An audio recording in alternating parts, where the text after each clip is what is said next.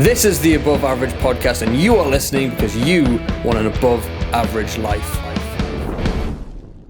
Hello everyone, and welcome back to the Above Average Podcast, the podcast where we talk to above average people about their above average lives. Now, my guest today is a man whose expertise, I can't even say the word, is unmatched in the industry of marketing. So he's an entrepreneurial marketing expert and the founder of Codebreak, as well as a podcast host and best-selling author of the book Stay Hungry, and he has the patience of a goddamn saint when it comes to meta ads training days, and I'm excited to hear his story. Please welcome Mr. Joel Stone to the show. How are you, mate? Hiya, thanks for having me. Nice, man. I appreciate it. 5-hour drive to get here. Yeah, it's a 4-hour drive, but there was an hour crash that Great. didn't involve me. So. Yeah, you saw it in the rear view mirror. Like, I had nothing to do with it. Yeah. Sadly, it was in front of me, so yeah, just had to watch people. Yeah, man. No, I appreciate you taking the time out tonight to come here, man. So I've heard a lot of your story from the training days, but obviously you've said this on many other podcasts, but my audience might not know who you are.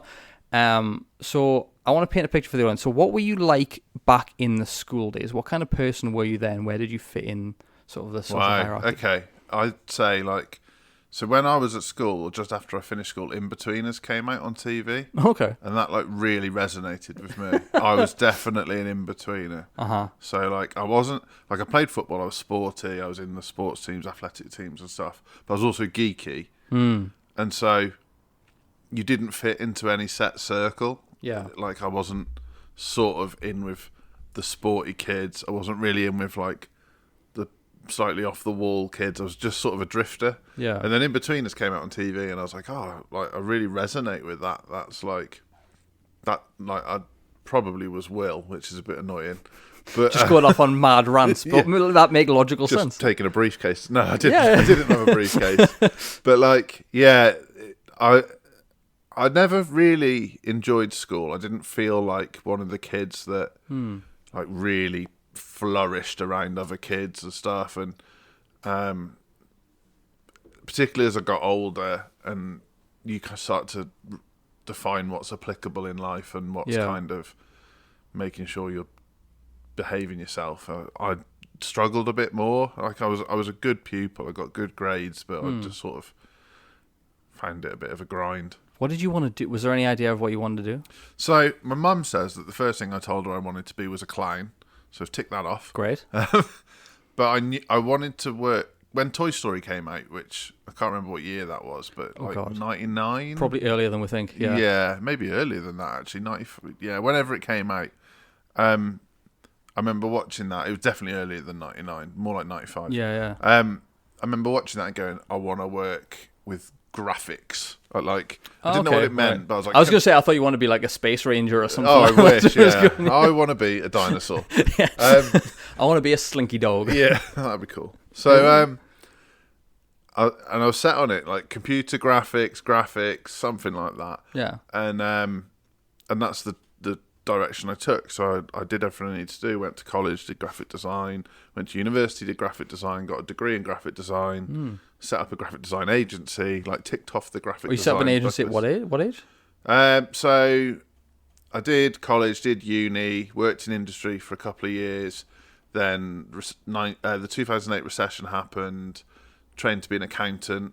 Bit of a That's a side quest. Yeah, it is a little bit, yeah. Yeah, but when there's recessions, everyone needs an accountant. True. So I had logic, and I also knew I was going to start my own business at some point, and I didn't think it would hurt to know my numbers, and then set up a design agency. And so pre-Codebreak, I had a design agency that then merged into Codebreak later down the line. Nice. So you're kind of almost a little bit more entrepreneurial from the get-go, almost, I would say. Yeah, I was like...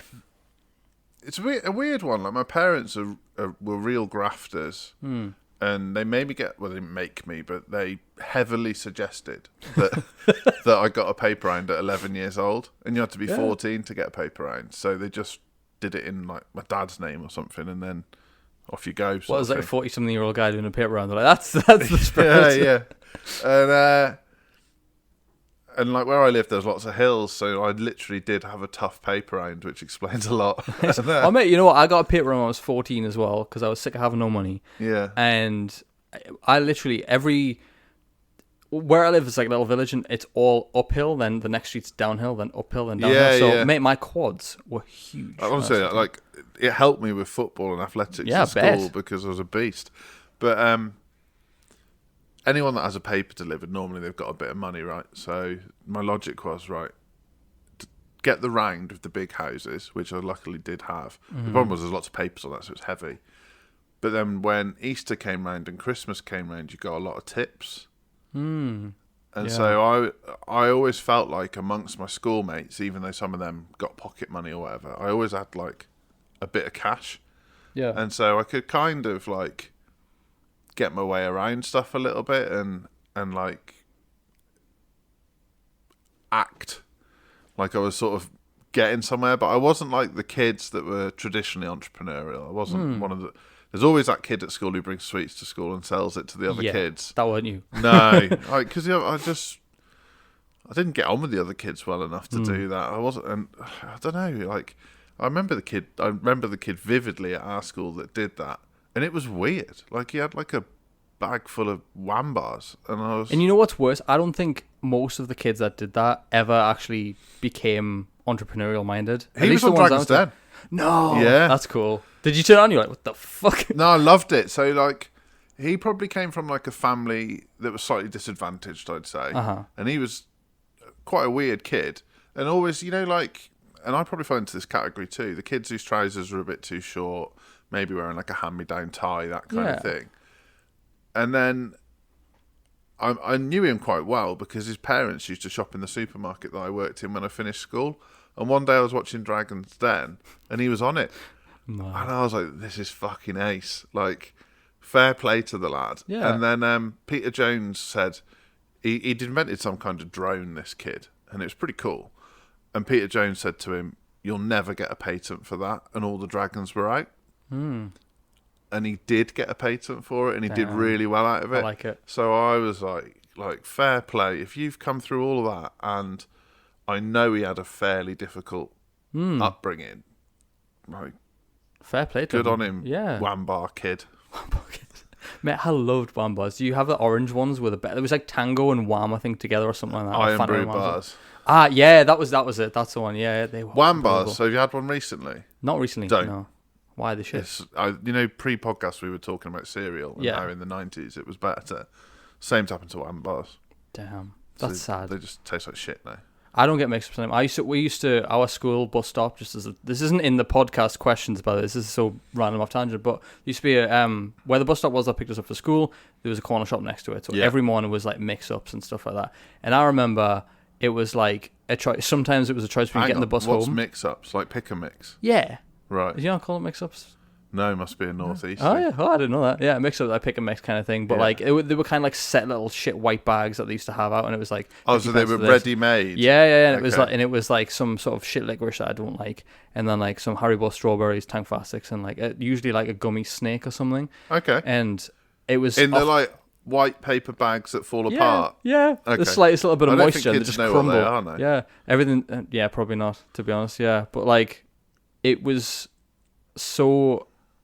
It was a choice between getting the bus home or having to pick and mix most days. So when I got the paper round and stuff, to circle back to that, it was like, I can do both now. And I felt rich. Yeah, we had a sweet shop on our way home from school, and everyone wouldn't spend their dinner money so they could get sweets. Sweets.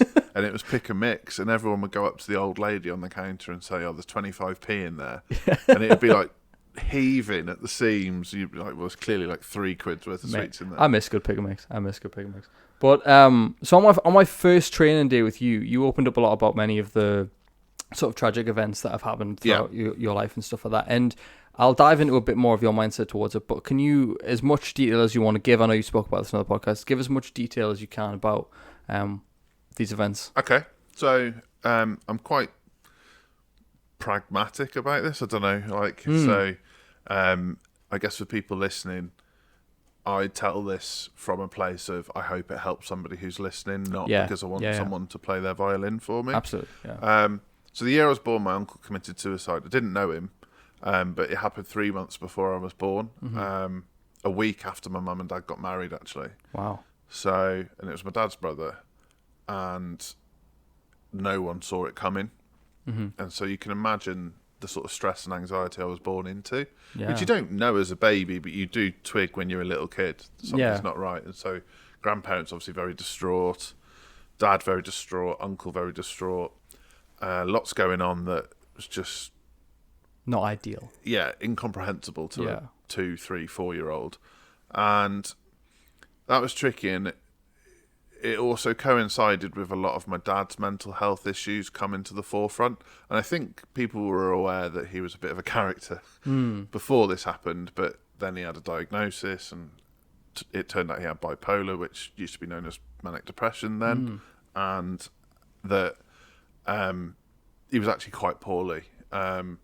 He'd have episodes where he'd be very suicidal. He'd have episodes where he'd be very aggressive and difficult to talk down, or spend a lot of money, or disappear for a week, or walk barefoot for 50 miles. Just things that, to a quote unquote normal household, were hard to deal with. So that meant that there were a lot of arguments in the house growing up. A lot of not like a huge amount of violence, but too much.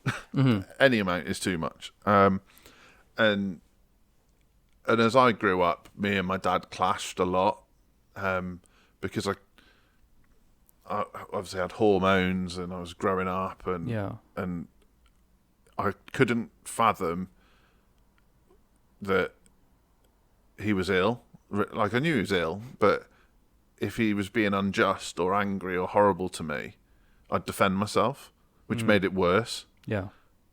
But when you're a teenager, you don't really have a rationale where you go, oh, and in all fairness, if I did try and walk away, he'd get angry about that too. So it's like he wanted the antagonism, because that's how, sort of part of his illness. Yeah. And that was very tricky. And so he was going through that, and when I was 12 years old, he tried to commit suicide in quite a graphic way. And my mum had to explain to me and my little brother what had happened. And the pain of watching your mum have to tell you that is horrendous. And at that point as well, when she was telling us, we didn't know if he would survive. And so he was in hospital, at a specialist hospital, because of what he'd done. And for whatever reason, the decision was made that me and my brother were going to school that day. And I lived in a sort of community where everyone knows everybody's business. Right. And I went to school, and literally within 30 seconds of being at school, it was like, oh, your dad's a fucking nutter. Wow. Not people like, oh, we've heard, are you okay? Yeah. Like proper, like, your dad's fucking mental. Shit. And I'd never been like violent at school or anything to that point. But I remember that day in particular, 2 lads kept saying this to me, and I absolutely lost it. Yeah. Like, lost it. And nothing happened. Like, the school didn't... Obviously, they knew what had happened as well, and they didn't do anything. Like, nothing happened. There was no consequence. And I was like, oh, that's fucking weird. But what did mean is that everyone left me alone after that. I'm not condoning. No, but what happened there, anyone would, no one would hold that against you at all. No, and to be fair, the 2 lads that it was were like the school dickheads. Yeah. And so once I kind of dealt with it, a few people sort of patted me on the back and were like, oh, thanks. Like, they've been doing my head in, sort of thing. And then people come round and people are supportive. And it's like, once you get rid of the 2 loud ones that scare everyone, people came round. But that was kind of like, so my secondary school years were this weird mix of dealing with my dad's illness, some of which was born around things going wrong in our family, and some of which was born around his issues. And then my uncle lived 2 doors down, his other brother, and he had his own issues too. And my cousin was really struggling, who was kind of like my big brother. So we grew up in parallel. Yeah. Pretty much same lives. He was 4 years older than me. And my cousin started drinking, but if you bear in mind, when I was 12, he was 16. It's not It's still not great, but Yeah. people do experiment with alcohol Oh, at yeah. 16. Shock. So, Would you say what? No, I would never do that. and he started drinking, and it got the better of him. And so he had a kid at 16, and spiraled into quite bad alcoholism. Mm-hmm.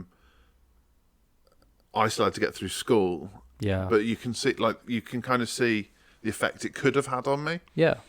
So that was really tricky, and on things went to college and met my best friend, and she'd had some mental health issues, and so I found her really easy to talk to about it all. And it's not until you're like 16 that you can kind of approach those kind of subjects. Yeah. Before that, everything's like, have you got any shiny football stickers? Like, you got any Wambars in your bag? Yeah. Like, What Pokemon cards you got? Yeah. yeah, that was after me. It was all football stickers for me and Tazos. Is that them little round? Yeah, they had Looney Tunes characters on. Yeah, I They came remember them. free in the crisps. So, yeah, and Emily was great. She's like a really good friend, really supportive, and we had a really good relationship. And I had a girlfriend at the time, and my girlfriend would get fairly jealous about mine and Emily's friendship, which I don't think in hindsight was unreasonable. There wasn't anything going on, but it's just a bit nature. difficult. Yeah. Anyway, 17 years old, New Year's Eve, Emily messaged me saying, "Can you give me a ring?" And this is in the time when you didn't have like minutes on your phone or unlimited text messages or WhatsApp. You had 5 texts a day and a landline. Yeah. And I was with my girlfriend and I couldn't give her a ring. So I followed up the next day and didn't hear anything. And then when I went into college a couple of days later, when it opened after New Year, Emily had committed suicide. And so I'd sort of had this horrendous thing happen at a really pivotal age, and I was like planning to go to university, and like she was the sort of person that I shared everything with and understood, and she was gone, and I felt a lot of guilt around that because she cried out to me and I wasn't available. And that was just incredibly tough. And then I guess like the other roll on from my upbringing post university was my cousin's alcoholism actually did get the better of him, and he died at 30 years old. And the really cruel thing is it was my dad that found him. Oh, shit. So Yeah. like to someone who's already got enough problems to find their nephew dead and try and resuscitate him when there was no hope. That in summary, that is kind of Well, my obviously, upbringing. bringing this up was something that we discussed Yeah. beforehand. You've discussed this on podcast. So for anyone thinking that might just be putting Joel through an emotional turmoil for no reason, there, he's open to talk about it. But the reason I wanted to bring it up was because most people, and I think you said this while you were talking them, most people would be like, this ruined me, this is the reason I do this, or use it as an excuse to behave badly or not do something. Do you know what I mean? They would use it as a massive, massive crutch. So what has made you different in that regard? Why has it not become a crutch? I think that's true for a lot of people. But I think if you reference most successful people, it's also happened to them. And I was watching an interview with Bradley Wiggins the other night. If people don't know, he's an Olympic gold medalist and unbelievable cyclist, and I think he won the Tour de France. And his dad was murdered when he was a kid, and then he was abused by his first cycling coach. Wow. And when you actually go through successful people's stories, and I'm not putting myself on the pedestal of an Olympic gold medalist, but I think usually there is a spark, there is something, and it's normally trauma. Because I would describe myself as like the most self-assured, least confident person you'll ever meet. Do you put that in your bio on LinkedIn and stuff? I wish I could, and it would make sense to people. Yeah. But like outwardly, I'm an incredibly confident person. Yeah. Drive 5 hours to go on a podcast, like no bother. Inwardly, I'm always trying to prove myself to myself, because like when you've not had a proper father figure, or like you've had violence in your past or abuse or you've lost people, you're always trying to paper over the cracks and prove yourself, and like maybe you weren't socially that confident, so then you're like, well, I'm going to stand on a stage and talk to 600 fucking people. That'll show you. Yeah, that didn't just call me out personally. But oh, really? Well, that was the whole thing. I think when I've looked back over, I don't want to distract from your story, but like for me, I never spoke up in school. Every school report for me said Adam needs to learn to talk more or put his hand up more. And I think looking back, I didn't realize this at the time when I was first started making videos. Like I've done these for like 8 years now.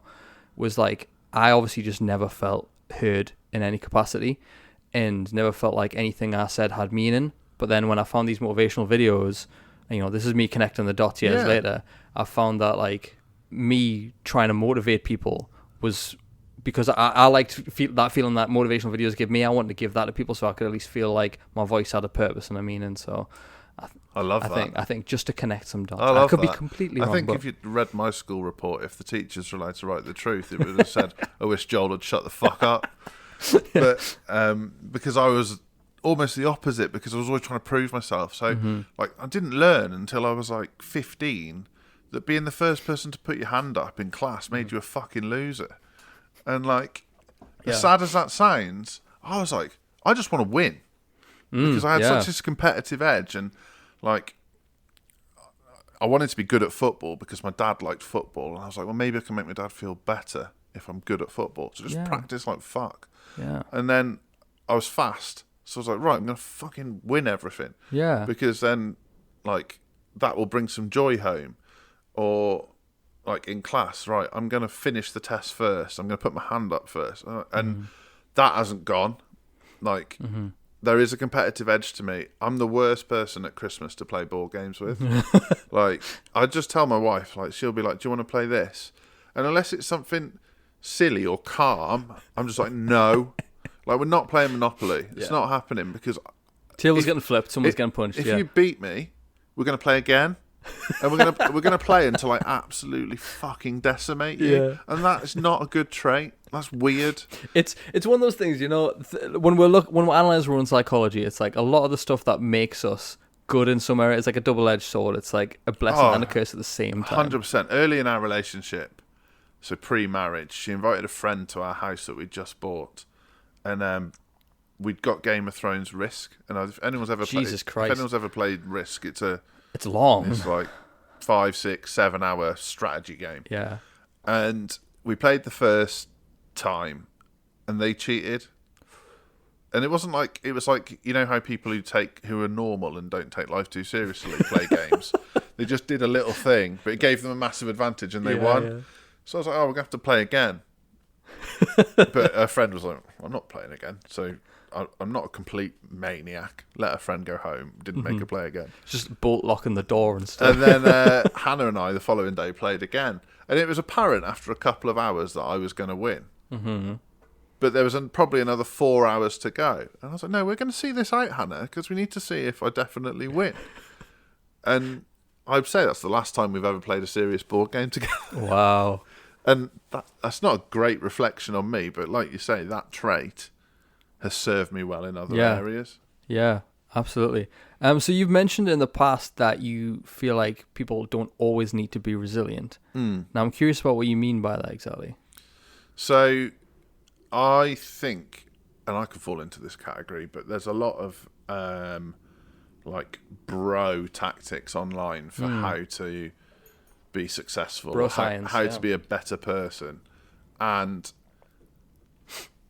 like resilience. Like I'm a resilient guy. I've been through some shit, and like it's a whole podcast in itself to talk about some of the weird and wonderful shit that happens when your dad has mental health issues and you grow up on a council estate and blah blah blah blah. But so resilience was key for me. But sometimes you have to feel the pain and process the pain. And actually, some of the things that aren't great about me is because there's some unprocessed shit going on. And everyone telling you need to be resilient and like store it up and stiff up a lip. And that's a very English thing, that, isn't it? Yeah, and like in this bro science thing, you're seeing it now from a lot of Americans, like the Goggins of the world and that kind of thing. And you can't always be resilient. Like, some things are meant to fucking hurt. Yeah. And it's okay to feel it. And actually, like, if something upsets you and you communicate that in a mature and sensible way and go forward with how you're feeling, that's probably a more constructive way of handling it than just being resilient and trying to batter your way through. Yeah. And I've found as I've got older and been a bit more vulnerable and a little bit less resilient, that people warm to me a bit more. Mm-hmm. And when I like I'm quite comfortable saying I'm like the most self-assured, least confident person you'll ever meet, because I don't give a shit if people think I'm weak for that. Mm-hmm. Like, it's like, all right, fine. Like, I don't care what you think anymore. Yeah, like, it's okay. Like, there's nothing you can do to me that hasn't happened in my head 10 times worse. So I'm okay with that. Yeah. And that gives people permission who are around me to be a bit more vulnerable themselves. And yes, like, in a marketing sense, that's great, because then they tell me the truth about the numbers in their business, which people very rarely do. Mm-hmm. In a friendship sense, it's great, because now I'm the guy that friends can rely on. Mm-hmm. And like, in a relationship, like with my wife, I would say some of my ex-girlfriends would have said I was hard work, a tough nut to crack. Mm-hmm. I hope that my wife is like, actually, when I need him to be vulnerable and talk about his feelings, and for me to be able to share my feelings with him, he's open to that. Yeah. And what you said there about like that permission that you also give other people, I think as well, is a great thing, because most people really, the image we put out online, we think people want to see us at our best all the time, and we want to be seen as, the supermarket guy, the super podcast guy. Yeah. And what that does is it creates a barrier between you and other people. Whereas if you are vulnerable and you open up a bit more, you're opening permission for them to do the same. And what we're really craving is authenticity, not this delusion of grandeur. And authenticity in my world has become absolutely horrendous as well, because it's become like a buzzword, where people are like, oh, I'm being authentic because I've told them that I tried to ring the doctors and they didn't answer, so I couldn't get an appointment. I was like, that's not being authentic.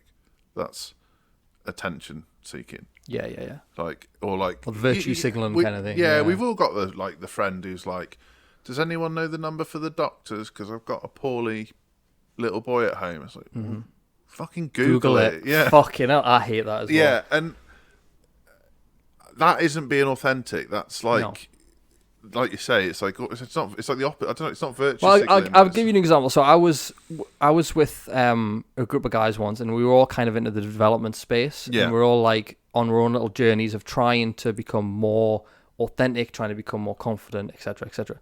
And a few of us went to the comedy show, right? Yeah. Which is a great expression of yourself, I suppose you could say, right? And every joke, this one guy in the group would laugh a bit too loud and a bit too long, so his joke would extend past when everyone else, to the point where the comedian on stage pointed out that he was having too much of a good time or something like that. And we said to him afterwards, we're like, you need to tone that down, like it doesn't feel congruent with what's going on. And he's like, but I'm just expressing myself, that's how I'm like, you're not the way you're trying to prove that you're expressing it, and it's like it doesn't mesh, it's not right. Yeah, definitely that. And like, I want to be the guide, not the hero. So when people come to me, they don't want a marketed superhero. Yeah, they want someone who's going to guide them to success. So they're the main character in the story. I'm just the person there to help them. You're the Rafiki to their Simba. Yeah, exactly. Yeah, exactly. I'm the Obi-Wan to their Luke. Yeah, exactly. Yeah. And it's about understanding my place. So a lot of people say to me, like, you've got a very dry kind of gallow humour. Like, you make jokes about things that are a bit inappropriate. And I'm like, yeah, but if you listen to what I'm saying, I'm always the butt of my own joke. I'm not picking on people. I always turn it back on myself, because I know what it's like to be on the other side of that, and I don't want that to happen. And also, it's a way of me being vulnerable without me like sitting at the front and crying. To just like be a bit self-deprecating, so that everyone's barrier lowers, and then if I'm doing a workshop or helping people with things, they suddenly go, oh, it's all right to tell the truth here. Or it's okay to talk about some of the things that I'm struggling with, because like most people's business problems are rooted in something that's happened to them, like whether they're shit with money or they're not willing to take a risk or they're scared of rejection. It's rooted in psychology.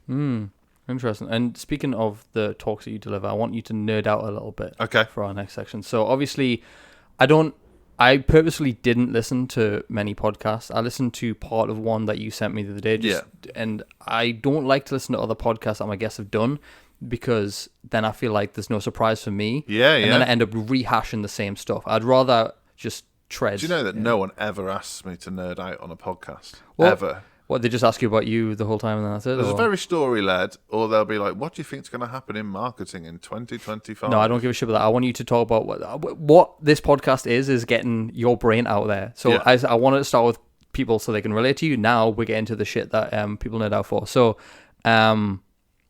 people listening might think I don't care about marketing. I don't care about meta ads and stuff. But these questions that I'm about to ask Joel are interesting. They're not just like, what's the best kind of advert to use? Like, I want to get into some good stuff. So I'll start with the boring one. Why would someone go and do meta ads for these business people listening? Why would someone go and do meta ads? For their business? For their business, yeah. Trust me, guys, it gets better. Keep listening. The targeting on Meta is unbelievable. You can put your ads in front of exactly the right person. Yeah. And ultimately, if you want to target someone who's interested in cats and also interested in Batman, lives in Middlesbrough, and their favourite food is cheese on toast, you can do that with Meta ads, pretty much. It's creepy because most people don't realise that's how advanced the targeting is. They know more than that. They just don't allow the users that much. I mean, 4 years ago, pre-GDPR, you could target some mad shit on Meta ads. Go on, spill the beans. Well, you could target people by their income, by the number of people in their house, by the car they drive, by the things that they're interested in, down to like the films, the books they read. It's been dialed back a lot because of privacy concerns, but Meta still has all that information on you. Do you think that information is like, do you think it'll ever get like leaked in somewhere? Do you think, here's the thing, so people are always interested about like, oh well, I don't want to give my information in case it gets leaked or whatever. Do you think someone gives a shit about Susan and her 6 cats down? And I don't think, you know what I mean? Like, I guess for people who aren't in this world, it's not like it's sat there and there's a folder called Joel. And then in it, there's like everything Joel did yesterday, all the things he likes, what he bought. It's kind of going to be encrypted data. It will flow through behaviors and interests and demographics and various different things. And they're like pointers. It's like a heat signal to say, well, this ad's probably relevant for him. And it's not going to be like we hacked the system and now we found out everything about Joel. Yeah. Because the storage capacity for that doesn't exist. Like they've got like 4 billion users. Yeah. If they had like 10 gigabytes of data on every human on the planet, they would need the entire Earth's power to just do it. Yeah. So I think you don't have as much to worry about as you think you do, but you should still worry. Oh, right. For when AI takes over. Well, when ChatGPT wants to kill us all. I explain it as like people are like kicking off now, like, oh, data. I'm like, what the fuck do you think a Nectar card is?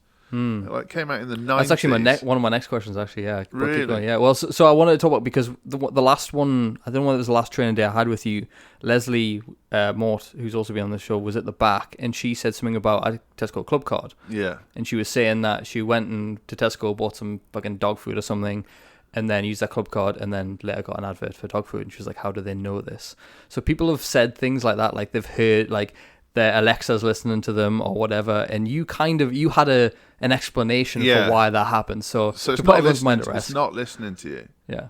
And everyone listening now will be like, bollocks. Yes, it is. My Alexa knows. and of course it is listening to you, but it's not actively listening to you. It's everything you do and all the behaviors you have make you very predictable, and their algorithms are smart. So, you know, like that, you might be sat in the car with a friend who you spend a lot of time with, and you'll get halfway down the road and you'll both start humming the same song at the same time. Because you've both had all the same psychological prompts to that point. You've passed the same restaurant, you've passed the same stop sign, blah, blah, blah, blah, blah. That's exactly how that algorithm's working. So It knows where you've been because you've got your phone in your pocket. It knows some data around you because you've scanned your club card, your Nectar card, you've logged in at the gym, you've used your Facebook login on various websites throughout the day. Maybe you use your Facebook login or your Apple login or your Google login for your Spotify, so it knows what music you've been listening to. When you factor all those things in, it makes it very easy to serve you an ad that's relevant to you. And so that's how it knows what you're thinking. Not because of the conversation you had in your kitchen with your wife next to your Alexa, and then it's gone, oh, they were talking about dragons earlier. I'm going to serve them dragon statues. Yeah. It's like, I think one of those things is where like it feels like a Big Brother thing that everyone's watching it. But do you think it's actually going to be a problem, or do you think it's actually a benefit to society? Just in your own personal opinion. I think we're right on the seesaw at the moment. There are bad actors that are using it for the wrong reasons. It's a bit of a political area, I guess, but without sort of saying who's right, who's wrong, if you look at what happened around Brexit, there was a Cambridge Analytica scandal, which was to do with the use of data, and the outcome of that vote was influenced by data. Where you could argue that both sides were being influenced, which is true. Yeah. But I think we're seeing the same in like bigger political situations now, in elections, where certainly Kamala Harris and Trump were both using data to try and influence the outcome of the American election. Now, when you factor in that they've already proven that Russia influenced Brexit, what else is going on? What else is our data We're being getting used deep into for? conspiracy here, guys. It was kind of conspiracy, but that's the negative, that bad actors can do that.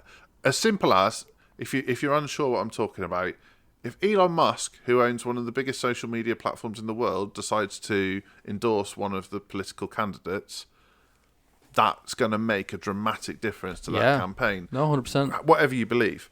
But then on the other side of it, we can now use data to achieve things we could never achieve before. I can serve adverts to people who I know will want to see them. I can create applications for people that will make their life easier.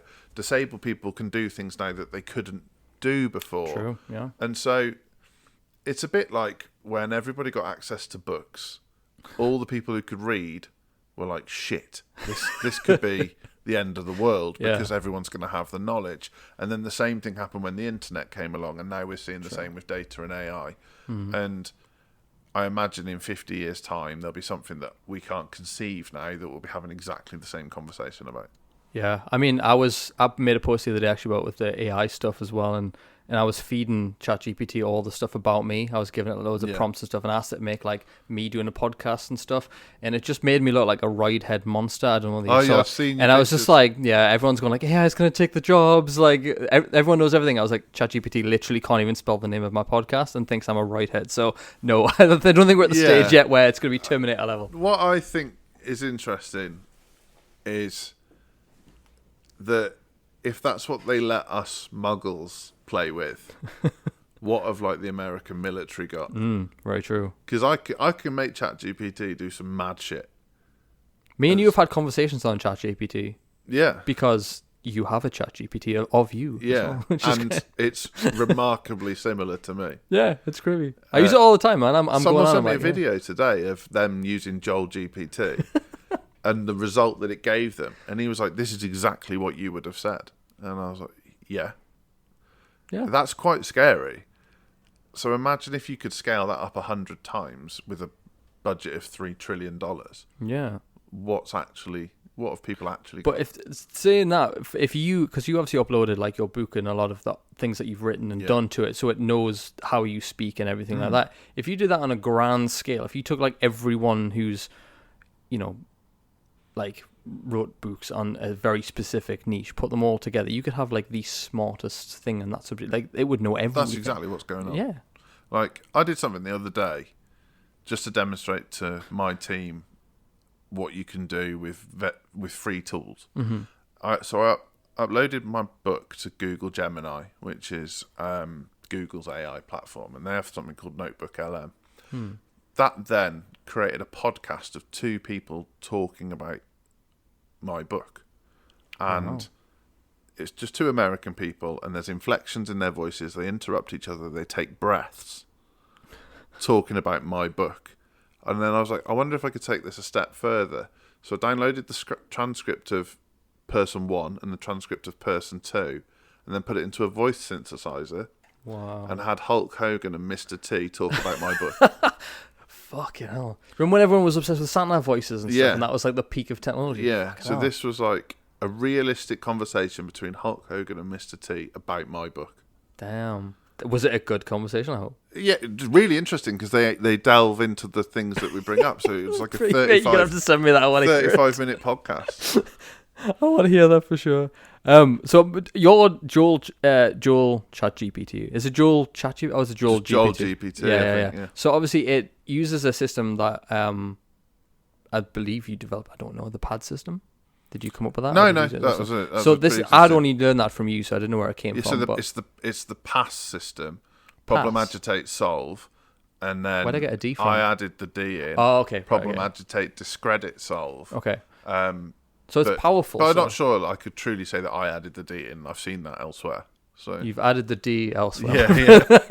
I always add the D in. Yes, you do, sir. Yes, you do. But explain what that system is and how powerful it is in terms of advertising, because people don't know that sort of structure. So most people, including 50% of copywriters, don't know how to write. Big statement. That's a TikTok clip right there as well. The reason being is they are too introspective on what they're writing about. So they'll be thinking about it from their perspective. They'll be thinking about it from how emotionally attached to the thing they're writing about they are. What the PAD system allows you to do, problem, agitate, discredit, solve, is to think about it from the user perspective, from the end user. So if you can identify the pain points, the problems they've got, and I don't mean in the way that like some cheesy American advert does, where it's like, have you ever had acne? Well, You had an accident at work that wasn't your fault. yeah, exactly. Like one spot could lead to 1,000. Yeah, that really kind of dramatic level. Yeah. Not that. Just knowing the discomforts, the problems, the issues that someone's having very accurately by knowing your customer avatar. So then you identify the problem, you agitate it by saying, it could be something as simple as like, sick and tired of getting a flat tyre on the motorway with Dunlop's new run flat tyres.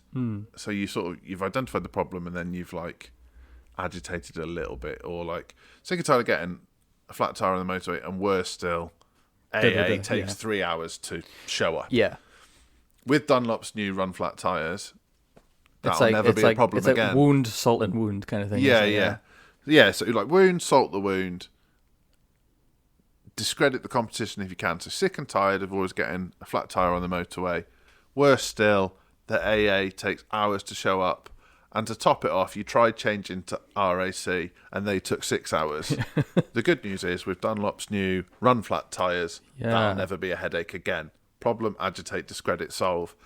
You can apply that to blog writing, PR writing, ad writing, writing letters to your mates if people still do that. And All the time. I'm actually thinking about doing that, you know. Oh, really? Writing 10 letters at Christmas to 10 people who've influenced me this year. That's nice. I like that. Because if I send them a card, they won't give a shit. Yeah. But anyway. You're going to dip it in like tea and stuff, make it like really like a scroll. Yeah. Just, and like literally the headers, problem, agitate, discredit, stop. Just like nothing else. But that technique will get you out of a lot of trouble with your copywriting because you're thinking about it from the other person's perspective. It's a very basic technique. There'll be people like journalists and copywriters listening to this going, fuck's sake, like he's basically just telling us how to count to 3.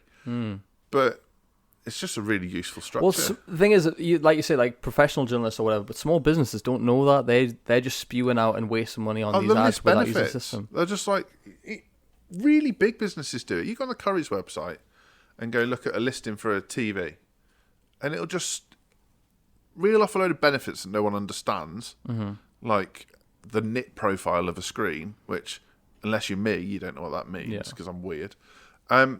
And then underneath that, it has the specifications, which almost read the same because they've not differentiated the difference between a benefit, which is the transformation the product gives you, and a specification, which is what it is.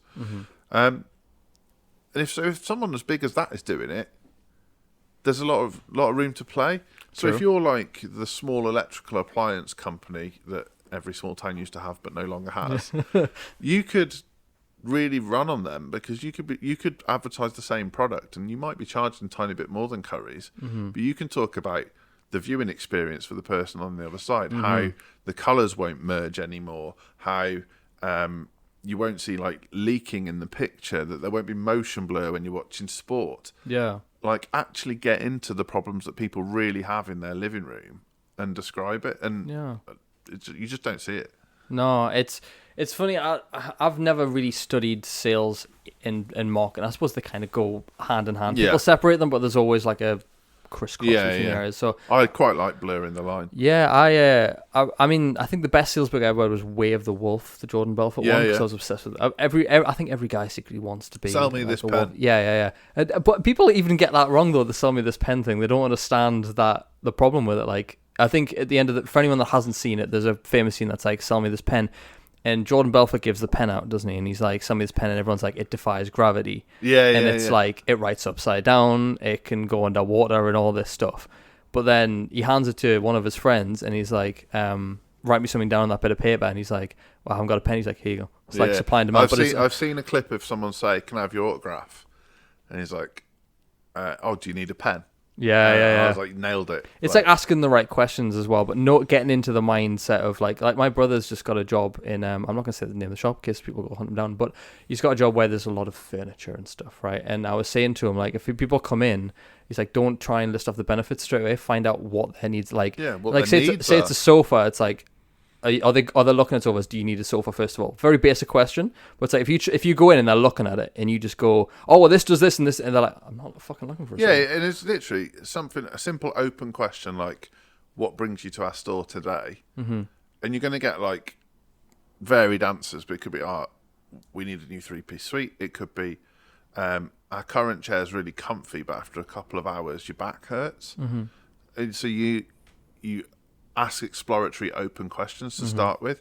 And marketing's quite similar. Like, you either know the problem of your consumer, or if you don't know the problem of your consumer, you make them feel like you do. Interesting. And that's good sales technique, to be like, oh, what brings you to the store today? Not, how can I help you? Yeah. Because how can I help you is too direct, and people go, shit, like, I'm about to be sold to. Yeah. What brings you to the store today is like, dickheads will go, well, here to buy a fucking couch, you knob.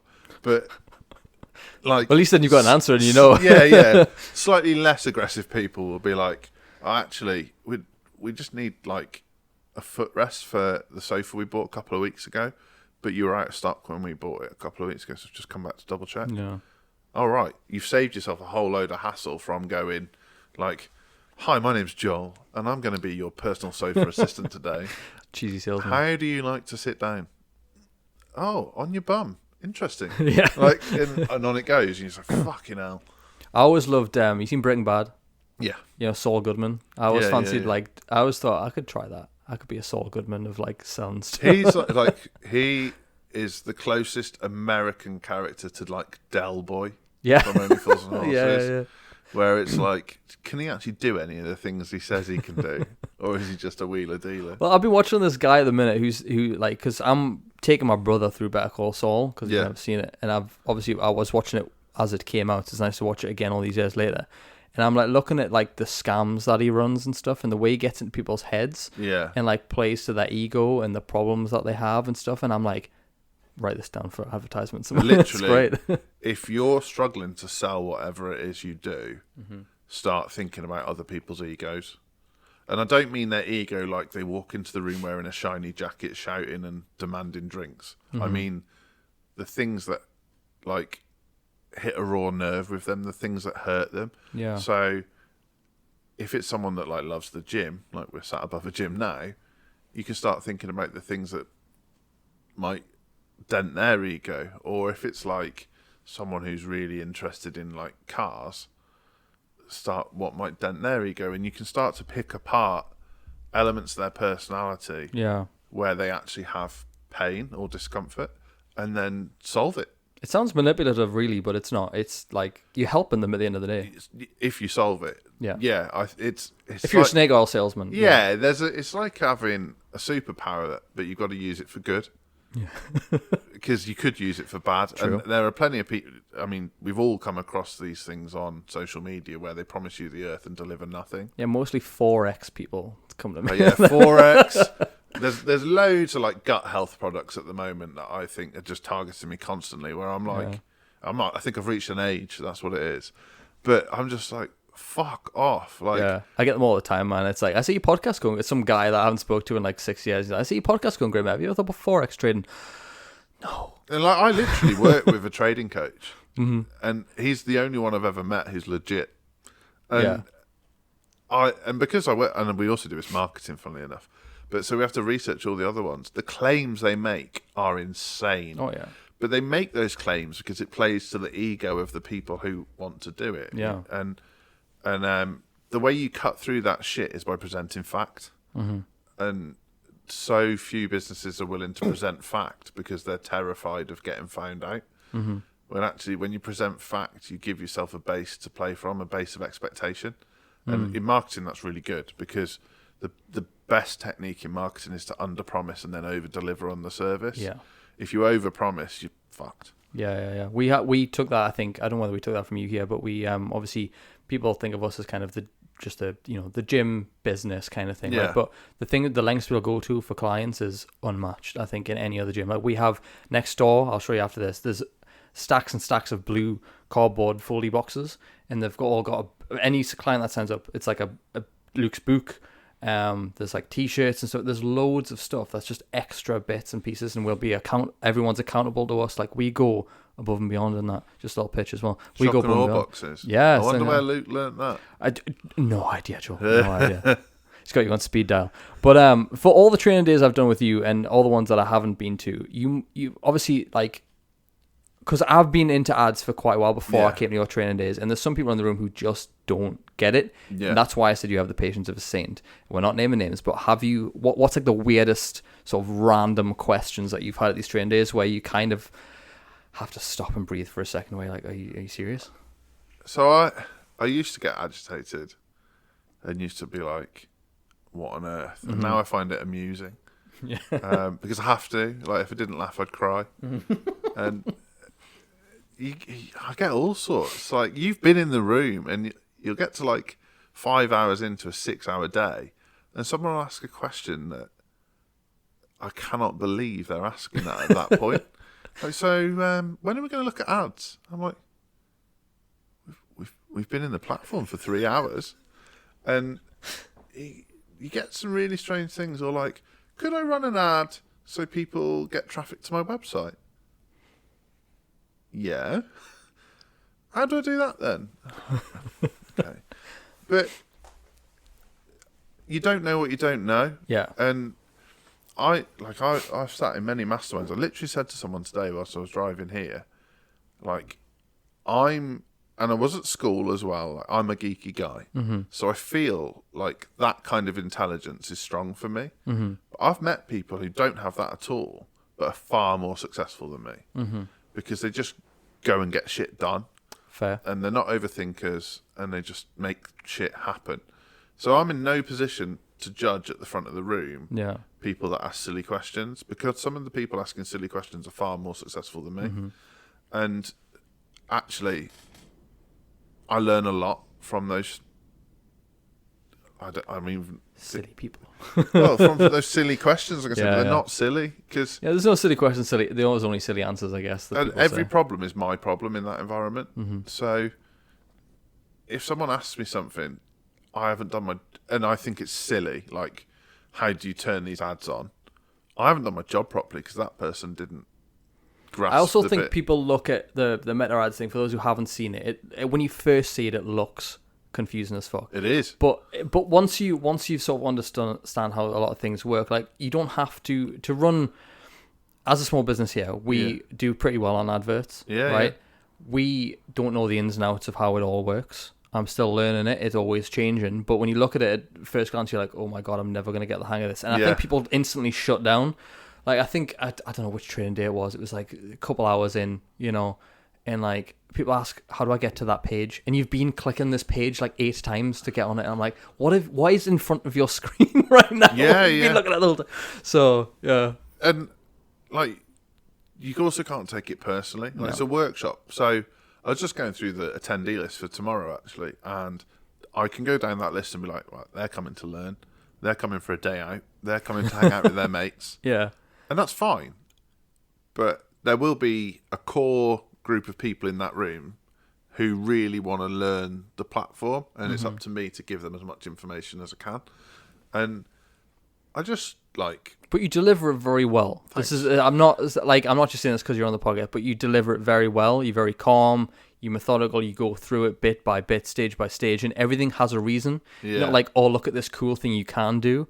You're like, look at this thing that you need to learn how to fucking do. Yeah, if you can't do this that I'm doing in this workshop, you fucked. Don't even fucking start talking to me about conversion ads or like Pixels and retargeting shit, abandoned baskets and stuff like that.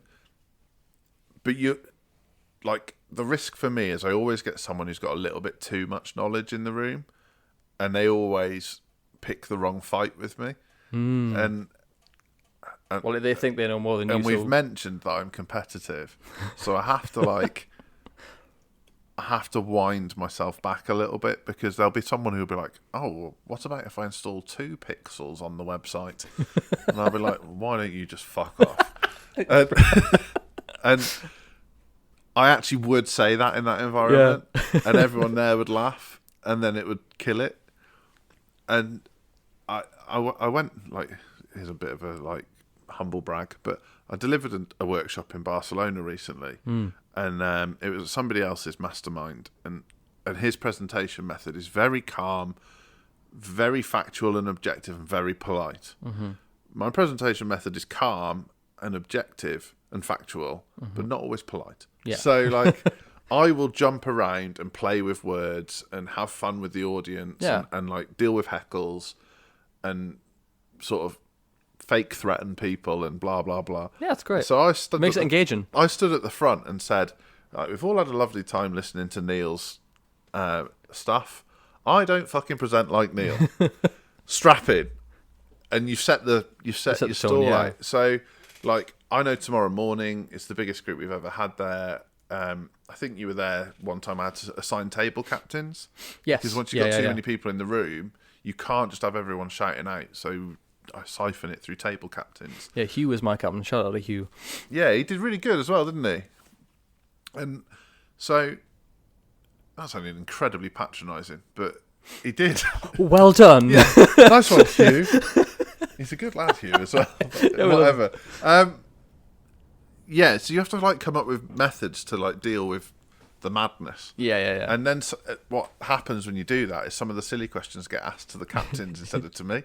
And then I can just have fun with the people who don't follow the rules. Yeah. And if you don't follow the rules and I've set the boundaries, it's open season on you, and I'm coming for you. And there was one guy there who persistently kept asking questions and interrupting, and I just will eventually say, you've spoken a lot today, give someone else a chance. Yeah. And you just have to manage the room. Call it out, Yeah. But that's part of that confidence that comes from knowing what the fuck you're talking about as well. Yeah, like the most self-assured, least confident person in the room. Yeah, I love it, man. Well, one of the things that you took us through, I don't know which time it was I can't remember many hands went up, but you asked everyone if they've read Simon Sinek's Start With Why. Yes. And I love that book. It was one of the first books I ever read in the sort of, I class it as self-development, and I suppose it is kind of businessy self-development. It's a bit of everything, definitely. Isn't it? It's like one of the few crossover ones that you could hand to your mates who aren't in business, and they wouldn't think you're weird. Yeah.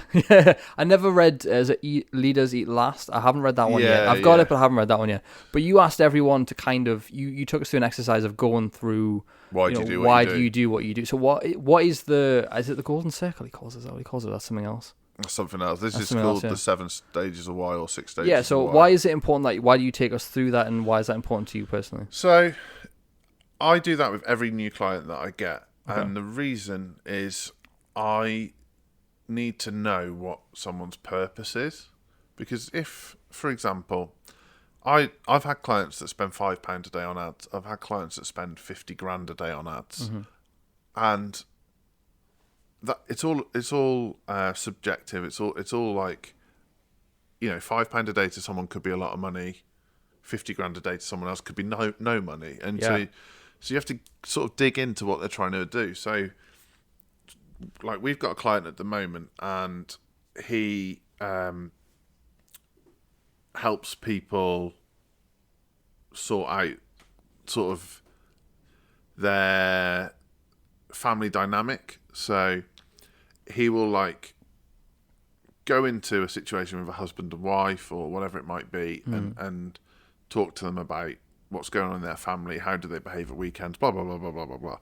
And I thought that's really interesting. So why did you do this? And initially he's like, well, I want to help people have better family lives. Well, that's really good. Reasonable. Why is that? He's like, well, because every family deserves to have a chance. I'm like, okay, why is that? And he's like, well, I come from a broken home. I was like, well, loads of people come from a broken home. What does that matter? He's like, well, I felt like I was starting life on the back foot. Oh, why is that? Well, my dad was never at home and my mum was always upset. And like, why is that? It's like, well, it turned out my dad was having an affair. I was like, so what's the real reason you do what you do? He's like, well, I want kids to grow up in stable families and have the opportunities that I didn't have. Right, okay. So what's that worth to you? Well, clients pay me £1,000 for a 3-month program. Okay. And how much profit's in that for you? He's like, currently it's nearly all profit. So how much would you be willing to pay for one of those clients? If you could walk into a shop with all those clients on the shelves, how much would you be willing to pay for one of those clients? And he's like, well, 300 quid. So okay, so you'd be willing to pay £300 to acquire a new client? Yeah. If we hadn't gone through that process of why do you do what you do, what do you think your answer would have been? 50 quid? Oh, well, so why has that changed? Well, I'm emotionally attached to the reason why I do it, and now it's worth a lot more to me than before, and I've never thought about it like that before. Yeah. Like, okay, well, now I can help you grow your business because now you know the real reason why you're doing this. And you can apply the same to like any situation, not just business, like personal life. Like, what do you want for tea? Like, oh, I don't know. Well, why don't you know? Because I'm too hungry. Well, why are you too hungry? Because I skipped breakfast. Right, now we're getting to the bottom of why you're being a grouchy prick today, John. Like, it's... Yeah. And it obviously you can't, like, every time you have a disagreement with your wife, you can't say, right, well, let's go through the 6 stages of why this has happened. Yeah. But just having, like, that little bit of insight into, like, how you react to things, why you do things, like my stress response to certain things is pretty stupid because I'm hard on myself. So if I lose my car keys, like, that's one way to, like, really fucking wind myself up. Yeah. No one else suffers for it, just me. Yeah. But then if I, like, remind myself why I have that stress response and it's linked to, like, various other shit in the past, then I'm like, oh, it's just a pair of car keys. I'll just get the spares out today. Chilled it out. It's about sort of layering down. It's like questioning each thought and emotional response almost. Yeah.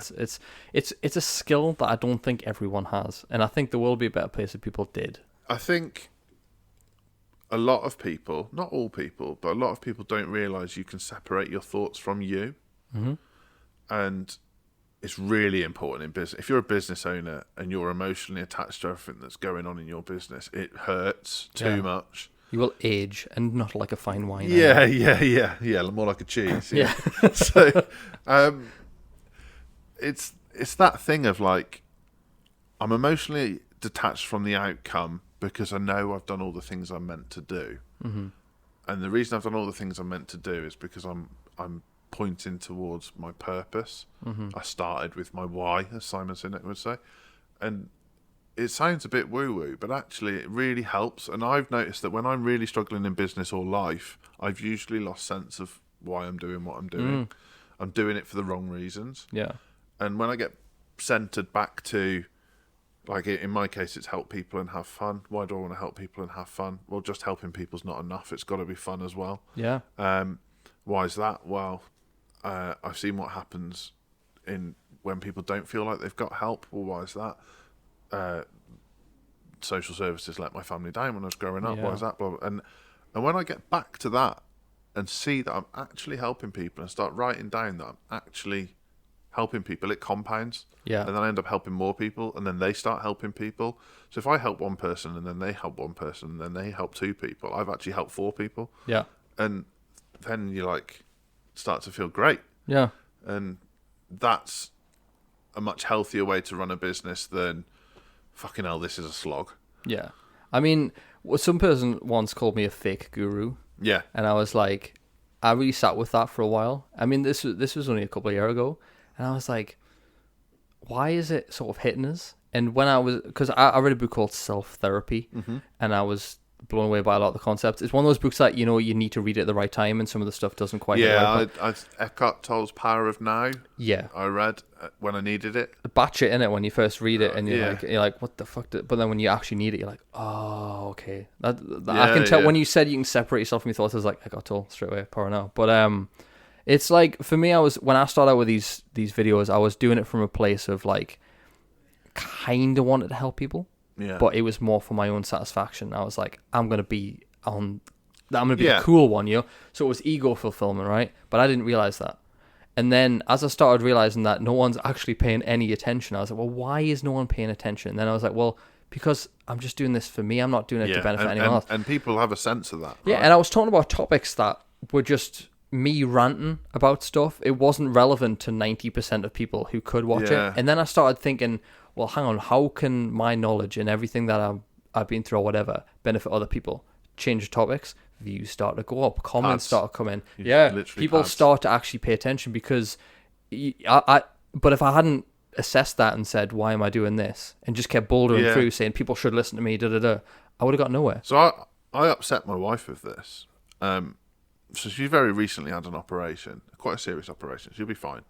But not as many people reached out to see if she was okay as you might expect. And she's like a lovely person, so it's not like anyone holds a grudge against her. Like, I can categorically say everyone that meets her thinks she's lovely. And I said to her, well, you're not the main character in everyone else's story. She's like, what the fuck do you mean by that? She's like in a hospital bed. You're not the main character, honey. I didn't say it while she was still like beeping. Like, we were home. But she was like, what do you mean by that? And I was like, oh, they've got lives. They've got shit going on. You don't know what's going on behind other people's doors. And ultimately, there'll be no malice in them not reaching out to you other than they forgot. Yeah. And so many times when something feels malicious towards me, a client doesn't pay their invoice, someone complains about something, a member of staff takes a sickie when I know they've got a hangover. It's like, Joel, you're not the main character in their story. Like, fucking chill out. You're not even in the top 5 on their list. Like, there'll be like 3 people in your life where you're in the top 5. And the sooner you accept that and dumb your ego down, life becomes so much easier. Yeah. And like now, 90% of the time, particularly when I'm not tired or hungry, they're my 2 triggers, I'm just like, I'm not the main character in their story. I'm like, fuck it. It doesn't matter. And it just makes it so much easier. Like, I've got someone that I pitched 6 months ago who I'd worked for a year prior to that, and it had gone really well. And I'd say, like, old Joel would have taken it real personal that they've just not actioned on this pitch. Yeah. And then they reached out the other day, and pans out they've moved abroad, their dog had died, they've got some family issues. So, oh yeah, I'm not the main character in their story. They'll people have other shit ready. going on. Yeah. It's I love that. Like, I think there's a lot of people on Facebook comment stuff like that now, and it's like, okay, you want people to know that you're in a bad mood and the world's full of snakes, and it's just me and the kids from now on. Do you know what I mean? I love a troll. I get my popcorn out when I go on the residence pages and stuff, and I'm just like, ooh, who's having a bitch our tonight? local page, that's.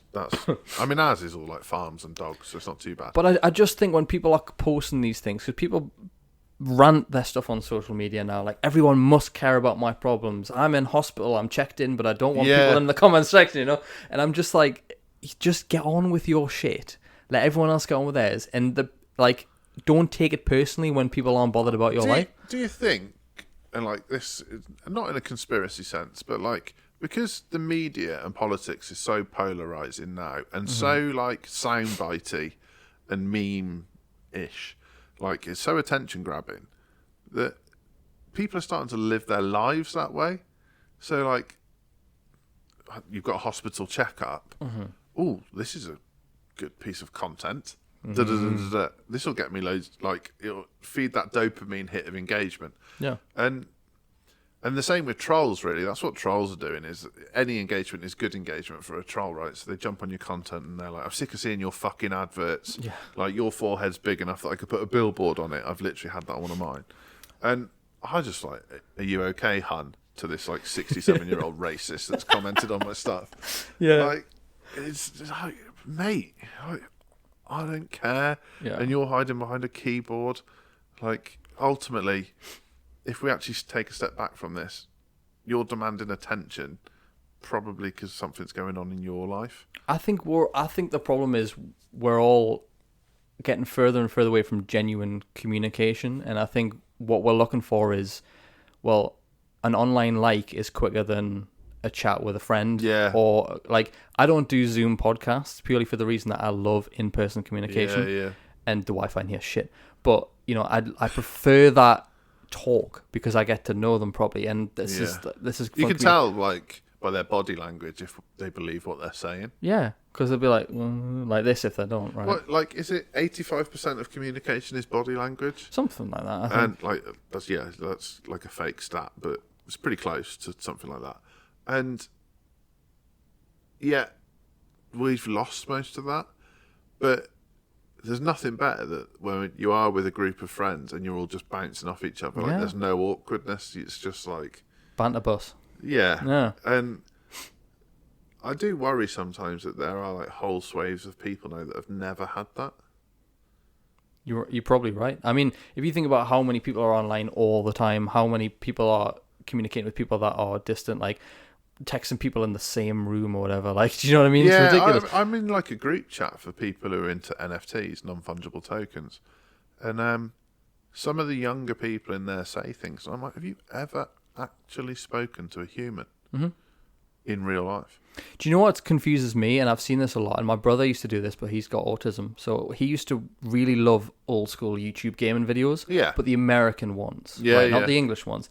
And the way they speak, with their inflections and the way they end sentences and things, is coming over here in a way that I'm like, you've never spoken to someone face to face. You've just you're learning this from these videos or YouTube or something. Yeah, and you've got this twang in your voice now because that is the communication you're getting. And you'll know because they start talking like they're a TV presenter. Yeah, and you go like, hang on, like, am I in the Truman Show? Because you're fucking talking to me like turns around with Coco. Yeah. It's like, what?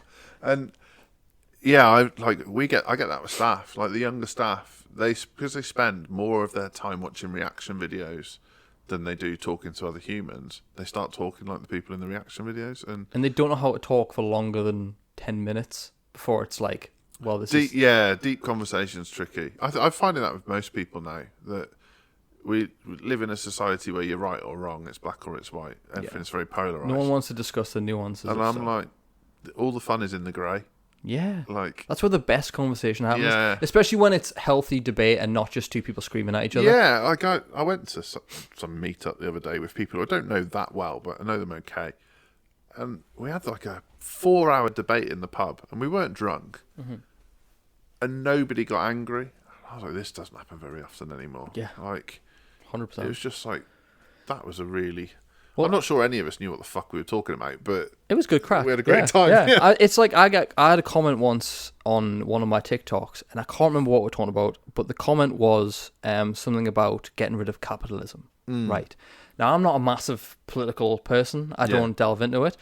But it was like, they were like, get rid of capitalism. This is because of capitalism, da-da-da. And I replied to them, give me a better option, and we'll talk about it. Radio silence, because they were just shouting. It's just a soundbite. I'm like, well, if you want to say something like "get rid of capitalism," capitalism's bad, for example, give me an alternative. Let's discuss it rationally. Let's have a calm debate where you don't start calling me a misogynist pig. If you can't hold a 15-minute conversation about it, then you're probably not in a position to make such a broad statement. Exactly. And it's like, why are we all shouting in TikTok sound bites just for likes and attention and stuff? It's like, if you can't back up a statement. Yeah. Like, I stay away from topics on this that I don't know about, or if it's a topic I don't know about, that's why I'm asking the fucking questions. You know what I mean? Yeah, I mean, I stay away from topics that I do know about because you're not going to win. Like, there's nothing to gain because those people have already made their mind up. And how many times have you had a conversation with someone you don't know and got them to change their mind? Yeah. Well, I had a friend who, just before COVID, actually, he was a teacher in China. He taught English in China just for the hell of it, because he's a weird bloke, but he's my best friend. And there was a guy over there that he met who didn't believe that the Manchester bombings were a real thing, you know, the Ariana Grande. No. And my mate was like, no, like, it's all over the news and stuff. And he was like, no, it didn't happen. Chinese media said it didn't happen. It's all fake or whatever. It was something like he'd heard somewhere. But they could not settle this debate. And I was just like, what the fuck? But we see that all the time now, right? Like, people saying this isn't what they say it is. Mm-hmm. And some of it isn't, so then it makes Wake up from the Matrix. Yeah. Anyway, we'll move on from that. So your book, Stay Hungry, why write a book, and what was the goal with the book? So when COVID happened, at the time I had a business partner called Andy. We lost 80% of our clients within 3 days of the announcement of lockdown. Wow. The announcement of lockdown. So didn't know how to pay our bills. We didn't qualify for furlough scheme because we'd not set up the payroll in time. Mm-hmm. Tricky times, and a lot of thumb twiddling because we didn't have anything else to do. So what do normal sane people do in that environment? Rather than, I don't know, binge transition Netflix. it. Yeah, like it was hot, wasn't it? So most people were in their gardens having barbecues. I was writing a fucking book. Nerd. And, yeah, literally. And Andy and I churned this book out in 90 days. Wow. And the method was, let's each write 1,000 words a day, send it to each other, strip it back to what it needs to be, and in the end we'll end up with something pretty useful. So that's what we did. And then we had this big highfalutin marketing plan to get it to number one on various categories on Amazon. Nice. And we stuck it on Amazon on the Saturday night with a view that on the Monday we would launch all of our campaigns and try and get it up. Yeah. Woke up on the Sunday and it was number one without any of that being done. Wow. Just based on podcast following and people that knew us. And I was like really excited. I was like, oh, fucking hell, I'm a bestseller in 2 categories on Amazon. And they're real categories too, not just like how to build a wooden yo-yo category or whatever. Flat Earth. Yeah. Like, they're decent categories. And I was sort of a bit full of myself. I was like, my ego had got excited. I'm a best-selling author now. Yeah. Look at me. And so I looked up from my computer and my wife was on the other sofa reading a magazine. And I was like, I'm a best-selling author. And she looked up and went, that's nice. And looked straight back down again. Marriage, eh? And I was like, tremendously humbled. Great reset. I'm not the main character in anyone's story. Yeah. And but that's where the book came from. And what it meant was we went from being this quite sort of local marketing agency. All of our clients were sort of in Shropshire and around. Mm-hmm. And we knew that wasn't going to be safe for us moving forward. We needed to have a bigger outlook. Yeah. And the book was the first tactic in that of like, let's get this in other people's hands. Let's get ourselves out there.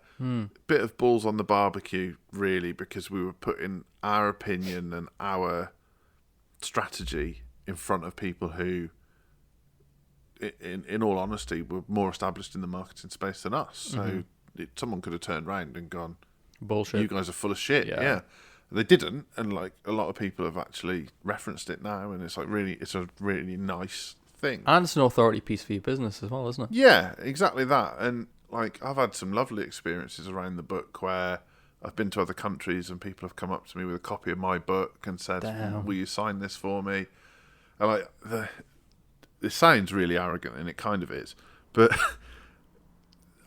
I go to a conference called VCon in America, Gary Vaynerchuk's conference, and the second one I went to was the first time I kind of spoke to other people. The first one I just went on my own. I'm just going to be fully absorbed in the conference, not going to go to the parties, blah, blah, blah. Yeah. Second one, I was like, I better start actually fucking talking to people and not being like in between a school Joel. And so I made a group of friends who had also gone there from the UK, and we were all leaving the conference, and these two Americans ran up to me with a copy of my book, and I hadn't even told the people in the group that I'd written a book, because it's like, only dickheads do that. Oh, hi, I'm Joel, and by the way, I'm a best-selling author. I've written a book. I was like, yeah, I'm Joel, I run a marketing company, and I really like you played wrestling. it safe. And so these two people quite excitedly ran up to me, and it never happened before. And I was like, well, do I play this cool? Like what? So I just said, like, oh, what would you like me to write? And they said, oh, okay, blah, blah, blah. Lovely to meet you. Like, oh, can we have a picture? Yeah. Went back to the other group. They were like, what the fuck just happened? And I was like, oh. Did I fail to mention that, Mr. Celebrity? Yeah. I was like, I don't really know. And they're like, what do you mean you don't know? I was like, well, that's never happened before. and it's only happened a couple of times since. It's not like a... And they were like, are you a big deal? I was like, no, I'm not, but I feel really awkward and tiny now, and I just want to shrivel up into a ball and go away. But, like... That must feel good, though. It's really awkward. But if something that I've done has made two people feel that good that they want to do that, that's lovely. Mm-hmm. And I shouldn't, just because I'm awkward and secretly a little bit shy, I shouldn't poo-poo their enthusiasm. Yeah. It was actually humbling and lovely. It's about them. Yeah, and it was great to come back to my wife and say, you know, when you didn't give a fuck that I was a best-selling author, these two people, they love me. Well, speaking of Gary Vee, my next question is, are you on his Christmas card list? Because you guys seem like he's in loads of pictures with you. I don't know how exaggerated this is. Are you besties? Don't think it's fair to say he's in loads of pictures with me. I'm in quite a lot of pictures with him. Well, I don't know. I would get your book signed, you know. So, I bought an NFT called a V-Friend, which is Gary Vee's NFT project. For people who don't know what NFTs are, it's like it's called a non-fungible token. It's like a digital asset that you can purchase. Basically, you're buying a JPEG. Yeah. And a lot of people speculated on these towards the end of lockdown, because there's things like Bored Apes that some people might have heard of, and Pudgy Penguins that were worth an awful lot of money, CryptoPunks, and Gary Vee was launching his own. But what Gary Vee did was attach utility to his. So his said, if you buy one of these, you'll get 3 years access to my conference. That'll be like a marketing and Web3 mega conference. Mm-hmm. That kind of ticked every box for me. I was like, holy shit. I don't give a shit about this JPEG, but I'd really like to go to that conference. Yeah. And because I'm in business, I know conferences are normally really expensive. Mm-hmm. So if you've never been to conferences before, big marketing conferences can be anything from $1,000 to like $5,000 to attend. Yeah. And you could pick up at Mint one of these NFTs for $1,000 and go for 3 years. And he'd announced that they were going to be in like American football stadiums. He was going to have like the best speakers you'll ever see at them. Yeah. Worthy investment then, yeah. Yeah, and there's going to be 10,000 people there. And in my head, I went, this could be my opportunity to go from nobody to somebody, as in to aid the business. I'm not really asked about being famous. And then there's a slim chance I might get to meet Gary Vee. And I'm going to do it. And I tried to mint this NFT, and I couldn't figure it out. And so I ended up not spending $1,000, but spending $3,000 on mine. And then we just sold the house to pay the staff's wages because of what had gone on with COVID. Yeah. So then I had to go into the kitchen and explain to my wife that I just spent $3,000 on a scribbly drawing of a turkey. She was like, have you gone fucking mental? And yeah, I have. I'm going to America to a mega conference to try and meet my marketing hero. And she was just like, oh, God, here we go again. Roll forward, what's actually happened is I went to the first conference, and off the cuff, Gary said in his opening talk, I'm going to try and meet everybody at this conference over the next 3 days. Nice. And I'll be stationed here at this time, here at this time, here at this time. And sure enough, he did. And so I went up to him and everyone was going up to him with like bits of merch, like we sign this, you sign this. I went up to him with my book. I said, "Will you sign my book?" Brilliant. And he remembered, because it was like a real fucking cocky thing to do. And then what happened, roll forward, is just before the second VCon, he was coming to the UK, and he said he wanted to meet some of the UK crowd. And somebody reached out to me and said, "Would you like to come?" And I was like, "Okay." I was like, "Well, I've done the cocky, will you sign my book thing. Right, yeah. I need to do something that he'll never forget, that's like a bit more altruistic, a bit more for him." Yeah. And so everyone's in this queue waiting to meet Gary, and I was like fourth in line, and they're doing the usual, "Here's a picture of me and you, Gary, will you sign it? Here's my token on a card, will you sign it?" I got to the front, and I got him a Shrewsbury Town t-shirt, who's my football team, with Gary 5, as in Gary V, and 5's his lucky number on the back.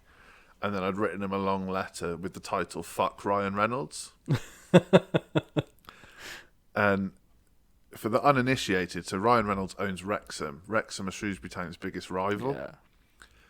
And I ended up having a 15-minute chat with Gary V about how my life's ambition is to destroy Ryan Reynolds.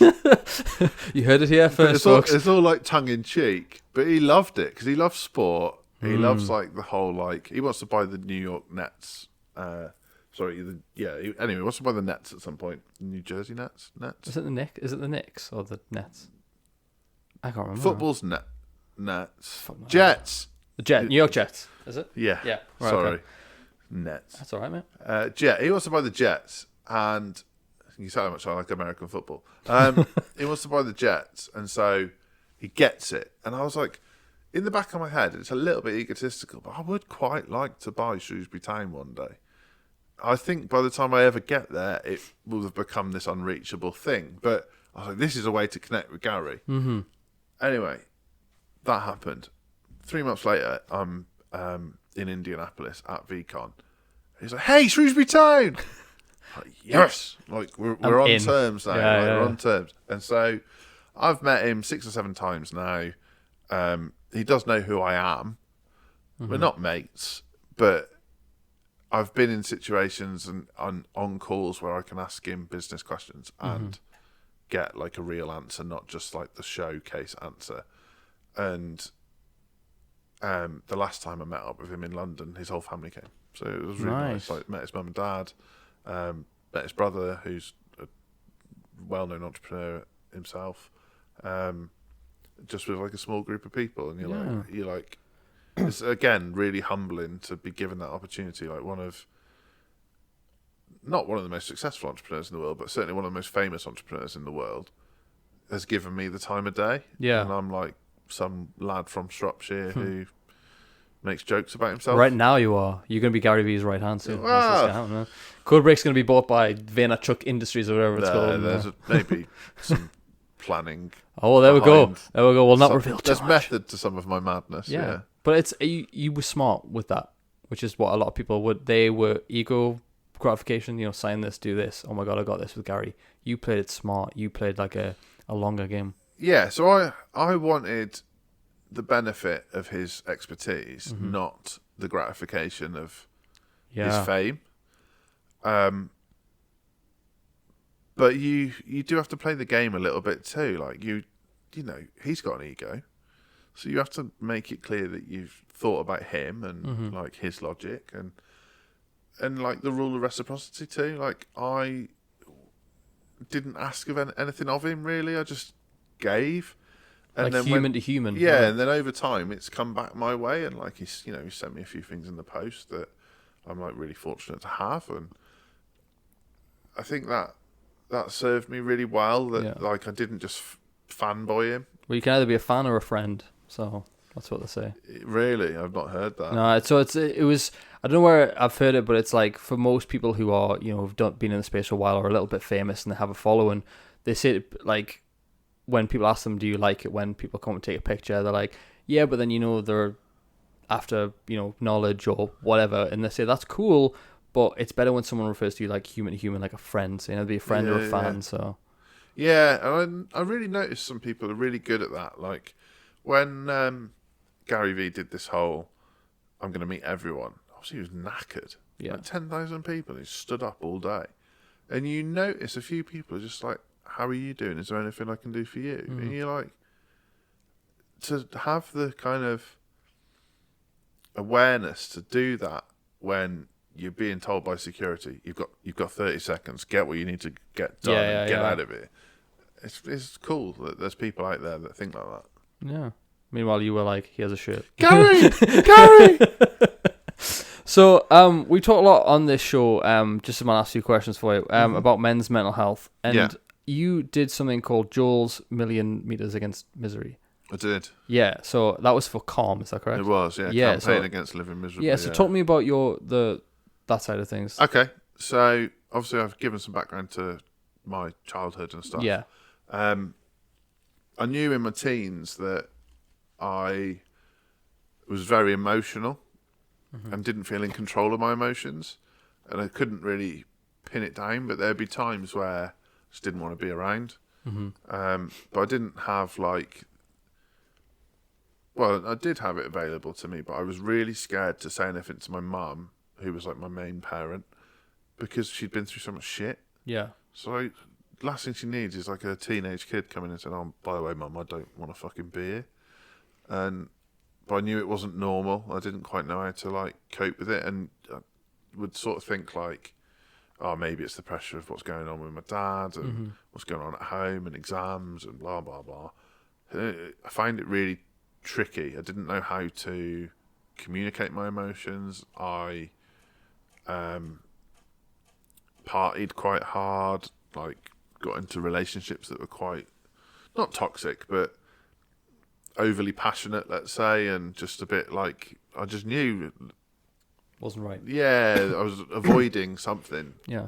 I never felt happy or content in myself. I didn't feel like I knew myself. I felt controlled by my thoughts, which is easier to see now, but at the time, my thoughts and my hindsight self was always 20/20 with the same thing. Yeah, and so that happened. Went to university. Actually enjoyed university. I was away from the drama and the trauma and able to find out who I was as a person a little bit by having a little bit of space. Yeah. And then came back from university, did my time in design industry, started training to be an accountant, and everything started going wrong. And like where at school I excelled in class and found class fairly easy, suddenly I was finding things that should be easy really difficult. Like everything felt like pushing custard up a hill with a fork, and my mood was really low, and I was like not able to do basic things. I couldn't keep my thoughts calm, and I was really scared, and I was desperate to fall asleep at night and couldn't, so I was exhausted, and I just didn't know what it was. And then as it got worse, I just remember driving to work every day, and just all I could think about was I was driving the car, was crashing the car, and I was like, I can't think like this. Like, my mum's been through enough. That used to go through my head all the time. My mum's been through enough. My family's been through enough. The last thing they need is like this selfish fucking shit. And then but then it got worse, and it got to the point where it didn't feel, I couldn't reason or logic that it was not the right thing to do anymore. I got to a place where it was like the only option, and like I was doing everyone a favour. But because of what had happened with my best friend committing suicide, as horrible as it is to say, it was a blessing in disguise for me, because it just gave me enough insight to know that I couldn't do that. And that's when I spoke to my mum and asked for help, and it was literally the worst conversation I've ever had with her, because I was like, I can't do this to her. Yeah. But I've got to, because the alternative is worse. And she said, you got to go to the doctors. And I was like, oh. And I'd seen my dad spend a lot of time on sections in mental health hospitals and stuff. And I was like, I'm going to get fucking locked away. Yeah. Like, that was because your head's in such like a extreme catastrophic You go to the place. worst possible case scenarios. I was like, they're going to lock me away. And like, if I tell them the truth about what's going through my head, they're never going to let me out. Yeah. And like, I was like, oh, I'm a fairly respected person. I'm training to be an accountant. I've like got ideas. I've got a bit about me, and I'm going to have to go to the doctor's surgery and tell them that my number one thought every day is slamming my car into a wall. Like, that's not. And I was like, I don't. And anyway, I got to the doctors, and it was a fucking trainee GP. Oh, fantastic. And I told her what was going on in my head. And she's like, I think I'm going to have to get someone. and a little bit of me found it funny, like gallows humour again. And I was like, oh, that's a good thing. That like, there's something there still in me. And she went and got the doctor. And anyone who's had mental health difficulties will know if you go to the doctors about it, they get you to fill in a questionnaire. And you score yourself 0 to 10 on like, are you having suicidal thoughts? Yeah. Do you ever have any issues with self-worth? Do you have trouble controlling your eating? Various questions. Anyway, like, in a bad sense, I got top score. So, full marks. Like, it was like, oh, I always love doing well in class. and I hadn't realised it was that bad. I knew it was bad, but I hadn't realised it was that bad. And I looked down, and there's only a couple of things where I wasn't like a 10 out of 10. And the doctor said, like, they ask you some serious questions like, is there a risk if you go home today you might do something stupid? And they word it better than that. And I said, no, I don't think I ever would. And they said, well, why? And I explained about my friend and my upbringing. I said, I do know that I can't do that. And that was when I got diagnosed with clinical depression and anxiety. And they put me on a course of medication, which I took for 3 years. And I would describe that medication as it numbed me. So it took away the worst thoughts and the worst anxieties, but it also took away the good stuff. But being a zombie at that point was better than wanting to be dead. Yeah. And so did that, came off the medication. In the meantime, I'd started my own business, was doing quite well. And coming off the medication went wrong, and I actually spiraled back into a bad place. And so they tried to put me back on the medication. That made it worse. Spiraling now. Yeah, so I had a bad reaction to going back on the same medication. That was really scary. And then you feel out of control because you got something to blame almost, and so and so that's when I started reading things like Eckhart Tolle and trying to understand the difference between my thoughts and my reality, my thoughts and my consciousness, and doing something about it. Trying to and got a bit keener on exercise again, and anyway, long story short, got put on some different medication, which really did help. Still dulled the good stuff a little bit, and like, just to be completely frank, you lost my sex drive and things that are actually important to you when you're a man in your 20s. And but it was the lesser of two evils, and it sorted me out. And that was kind of when I first started to get a handle on my own mental health and accept that, like, it was part of me, that it was something I was going to have to deal with. I didn't talk about it publicly or talk about being on medication, tell my friends, until a couple of years ago. A little bit because of stigma, but not really. But more because I didn't want it to define me. Yeah. And now I think that was selfish. And I have opportunities like this where actually I think it's really important that I talk about it because it might help somebody else. And there was shame around it too, because like, I'd had an uncle that committed suicide, I'd lost a friend, my dad was in and out of hospital, and I was like, I really did think, if I tell this story, and like, I haven't told it all, people won't believe me. Like, it's a pretty extreme story, and some people haven't been through things like this. And they're like, well, maybe that isn't helping people, that's a hindrance, and then you get back into the negatives. But I was like, no, I've got to tell people. And then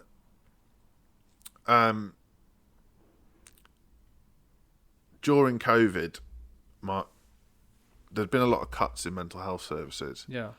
And my dad went from being treated like a patient to being treated like a criminal. And he ended up getting sent to prison. And I just felt that was so unjust. Yeah. And don't get me wrong, he's done some bad things, but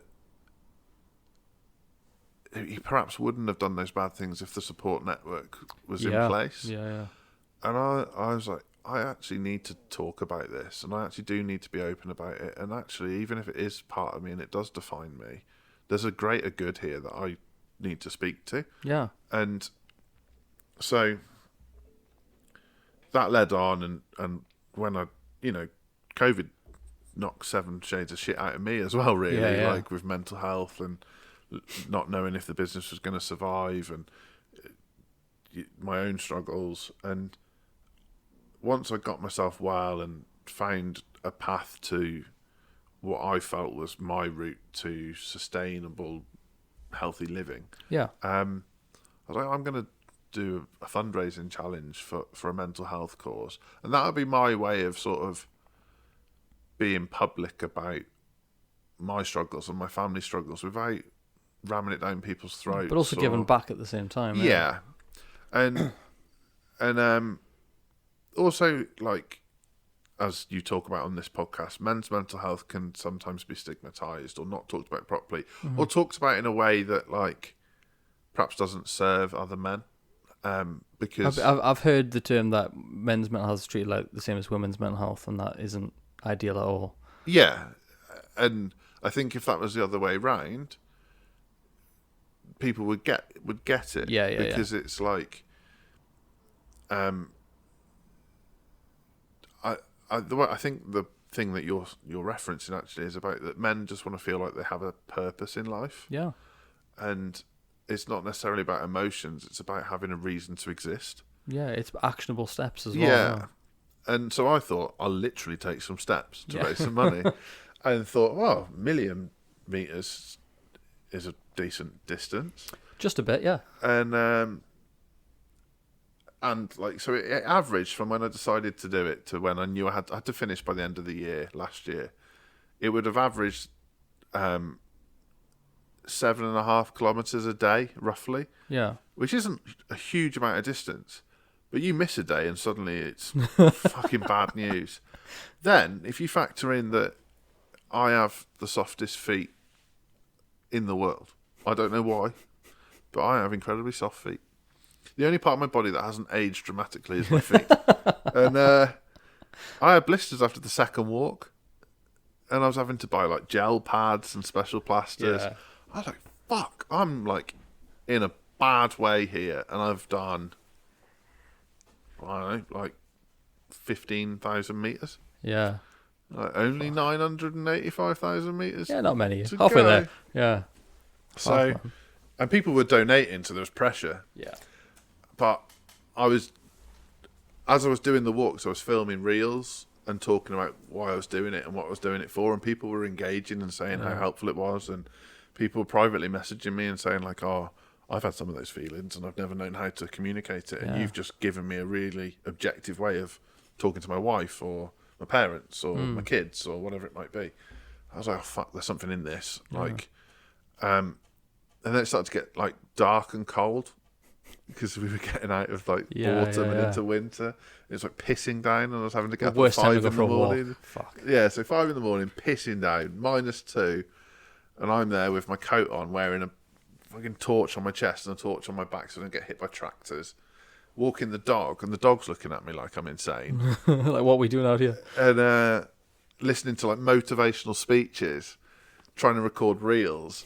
I was like, what the hell are you doing with your life? You did it though, right? You did. Yeah. Oh, yes. Yeah. I didn't know whether you actually finished it. I was curious about that. Yeah, so I finished it between Christmas and New Year. And I was so fed up of it.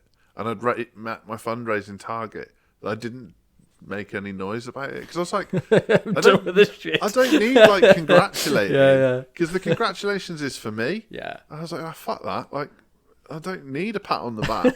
Like, it's just done. I've raised the money I wanted to raise. Love it. I've helped a lot of people. I never want to fucking walk again. And literally, I never really went for a walk until Paul, someone we both know, made us do Snowdon. It's a big jump, yeah. From just casual strolling to Snowdon, yeah. Yeah. Well, my final question for you, mate, and you can answer this however you want, but it's a question that I ask everyone who comes on this podcast, and it's always interesting to hear the answer. Do you consider yourself a success? I'm a work in progress, and always will be. So, if I measured myself based on my original goals, absolutely I'm a success. Like, I've got a lovely house, lovely wife. I enjoy my job. I enjoy getting up in the morning. Yeah. Like, and to be honest, my true measure of success is, do I enjoy getting up in the morning? And I think that's really important. But every time I reach a new level, that sounds a bit wanky. I don't mean it. Just like, if I achieve something I said I was going to achieve, I normally set myself a new goal. Yeah. So I think it's fair to say success. You can measure success based on your own targets, but a better measure of success is what other people say about you. And I'm working really hard to be useful. And the more useful I am, I think the more successful I'll be by other people's measures, be that financial, emotional, spiritual, whatever it might be. And I'm quite happy continuing to be a work in progress. Nice, I don't want to complete it. Fair. What a great answer. Well, listen, mate, it's been an absolute pleasure to have you on. Where can people find you, follow your journey, and work with you? So, all of my handles are Joel Stone Official. Codebreak Crew. You'll find us knocking around on various social media platforms. But yeah, just drop me a DM. I'm always happy for a chat and go from there. Nice, man. Well, guys, please go and follow Joel because he knows way more than we talked about on this episode. I didn't even get to everything that I wanted to discuss, so we'll have to do an episode 2, mate. You'll have to come back. 5 hours drive, it's easy, it's fine. I'll you come be back up around again. Yeah, you'll be fine. But as always, guys, please obviously follow the podcast on whatever platform you're listening to and give us the 5 stars. None of this 4 stars, Joel. We hate 4 stars. There's no such thing as a 5-star. On what? Nothing's perfect. This is 5 stars, or it'll be on Apple Podcasts somewhere. It'll be on Spotify as well, but 5 stars because it really does push us to new audiences and allows us to grow. It gives me a little bit of validation at the same time. So until the next episode, guys, take care and stay hungry as well. I've never mentioned that. Yeah, nice.